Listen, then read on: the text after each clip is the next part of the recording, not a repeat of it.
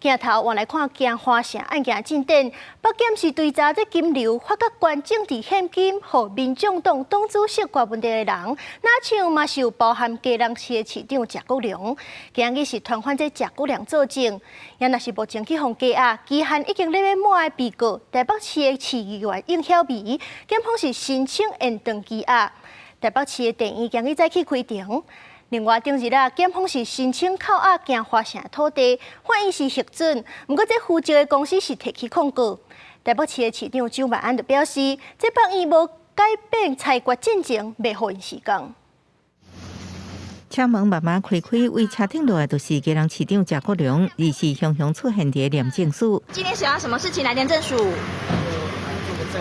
讲一句来作证，谢国良就讲手做戏，其他无愿加讲。暗过检廉侦办镜花城案件，继续追查金流，为民众党主席郭台小虎发现政治现金的关键名单，疑似谢国良决定用证人的身份传唤伊到案说明。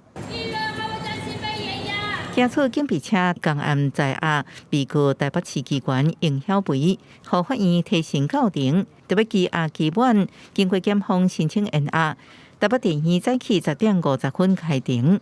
主席身体状况还好吗？同款羁押期限未满，也有维京集团主席申聘经延押庭已经伫23下晡召开延押，或者是停押，裁定还未出来。暗过检方调查专项继续提审被告约谈证人到案，也向法院申请扣押镜花城土地核准。暗过伫中国公司控告了后，互台湾高等法院发回台北地院竞裁。我都尊重那个检察官的一个侦办哈，那这也错看着一个报道哈，那这个是这次事情如何，那消息来源如何哈，这个我并不清楚。被撤销的一段理由是公司指出，原裁定无详细说明是不是符合刑诉法规定，必要时爱扣押第三人财产的要件，认定控告有理。